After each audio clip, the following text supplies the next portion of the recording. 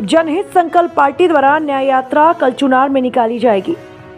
उत्तर प्रदेश की राजनीति व व्यवस्था परिवर्तन की दिशा में एक नए विकल्प के रूप में जनहित संकल्प पार्टी द्वारा सरदार पटेल एकता रथ के माध्यम से न्याय यात्रा निकालकर देश व प्रदेश में संवैधानिक मूल्यों, सामाजिक न्याय, महिलाओं की भागीदारी, रोजगार की व्यवस्था, बढ़ते अपराध, अन्याय एवं अत्याचार पर पूर्ण विराम लगाने हेतु डॉक्टर आर.एस. पटेल जी, राष्ट्रीय अध्यक्ष, जनहित संकल्प पार्टी के निर्देशन में देश के विभिन्न जनपदों में न्याय यात्रा के माध्यम से जन जागरण अभियान चलाया जा रहा, जो क्रमशः जनपद मऊ के मधुबन से निकलकर आजमगढ़, वाराणसी, चित्रकूट, मिर्जापुर और अन्य जगहों से होते हुए 15 जुलाई को चंदौली जनपद के मुगलसराय जिला तहसील मुख्यालय पर इसका समापन किया जाएगा।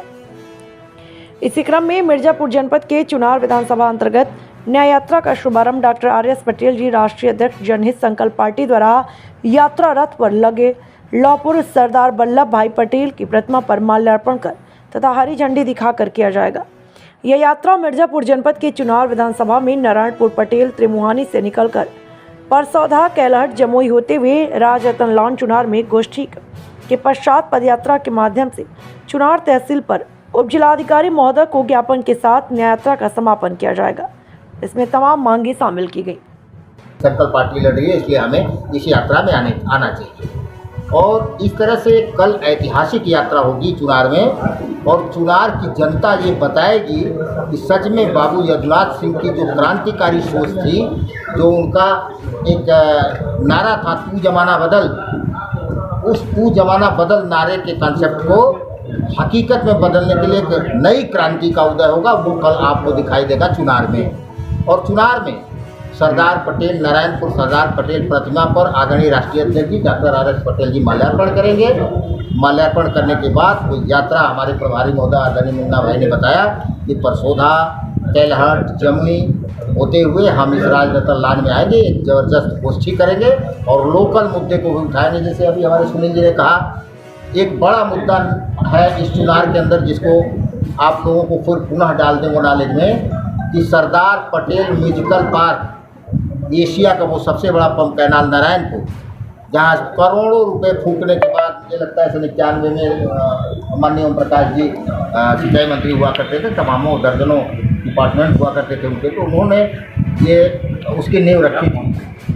वो म्यूजिकल पार्क एशिया का सबसे टॉप म्यूजिकल पार्क का सपना था, लेकिन वो करोड़ों रुपए लगने के बाद भी आज वैसे ही पड़ा है। उसके कहीं ग्रिल गायब है तो कहीं नीचे गायब है, जबकि वो पर्यटन हब हो सकता है, शानदार पर्यटन स्थल हो सकता है, लेकिन आज वो उपेक्षित पड़ा हुआ है। जबकि भारतीय जनता पार्टी की सरकार लगातार चली है, इसी समय का शिलान्यास है, लेकिन आज सरकार का कोई ध्यान ही नहीं। अगर भारतीय जनता पार्टी के चुनार विधानसभा के विधायक भी हैं तो उनको भी अपने पिताजी के विरासत को आगे बढ़ाना चाहिए।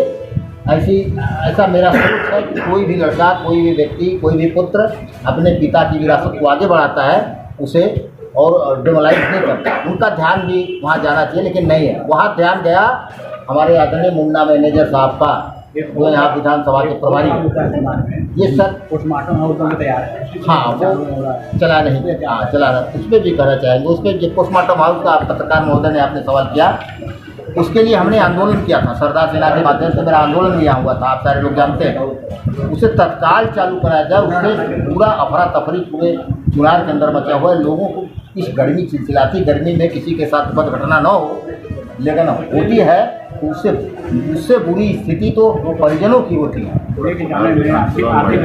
तो आदरणीय पत्रकार महोदय, ये मैं कहना चाहता हूँ कि जो लोकल मुद्दे हैं इसको भी हम मजबूती से उठा रहे हैं। जैसे जमालपुर में वो कृषि प्रधान क्षेत्र है, कृषि प्रधान क्षेत्र कह सकते हैं, कृषि ही वहाँ सबसे मुख्य रोजगार है। वहाँ हमारे मुन्ना मैनेजर साहब ने कहा है, वादा किया छत से कि एक कृषि विश्वविद्यालय की स्थापना कराई जानी चाहिए, अनुसंधान केंद्र हो, सीखड़ में सब्जी अनुसंधान केंद्र हो, यहाँ सब्जी की खेती होती है। और बाढ़ कटान गानपुर में, जैसे कहा गानपुर में, शेरपुर से लेकर के इधर आप देखते हैं बाढ़ में धीरे धीरे गांव समाहित होते जा रहे हैं और विभत्स बाढ़ों की स्थिति आप देख रहे हैं। ये चीज़ें लेना चाहिए संज्ञान में यहाँ के विधायक की को, यहाँ के सांसद को। जबकि आप देख रहे हैं मिर्जापुर के अंदर 5 विधानसभा में भारतीय जनता पार्टी के विधायक हैं, उनकी सरकार चल रही है। अब मिनिस्ट्री का तो जैसे खान है मिर्जापुर, माननीय स्वतंत्र देव सिंह जी पूरा बाढ़ नियंत्रण लेके चल रहे हैं, बाढ़ नियंत्रण ही लेके चल रहे हैं, पूरा सिंचाई विभाग का पूरा कारभार लेकर के चल रहे हैं। पानी की टंकियों की हालत पूरे चुनार विधानसभा में देख लिया, कोई टोटियाँ ठीक से चल नहीं रही है, पानी की टंकियाँ ध्वस्त होने के कगार पे है। तो ये स्थिति है। जैसे नर्सिंग कॉलेज कोई नहीं है चुनार के अंदर, आदमी मुन्ना भैया ने, हमारे प्रभारी महोदय ने इसको संज्ञान में लिया है कि नारायणपुर के अंदर एक नर्सिंग कॉलेज हो, जिससे बच्चों की पढ़ाई, छात्राओं की पढ़ाई, जो बच्चियाँ हमारी दूर दूर जाती हैं वो नहीं जा पाती, उनके लिए यही व्यवस्था हो।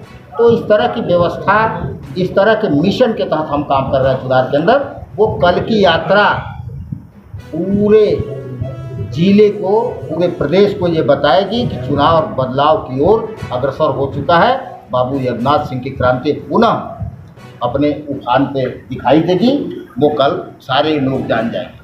अब आप देख लें, जैसे मैंने कहा, माननीय अनुप्रिया जी है, नाम नहीं लेना चाहिए, लेकिन हैं हमारे मिनिस्टर हैं, यहाँ स्वास्थ्य मंत्रालय है उनके पास, यहाँ तो खुलना चाहिए।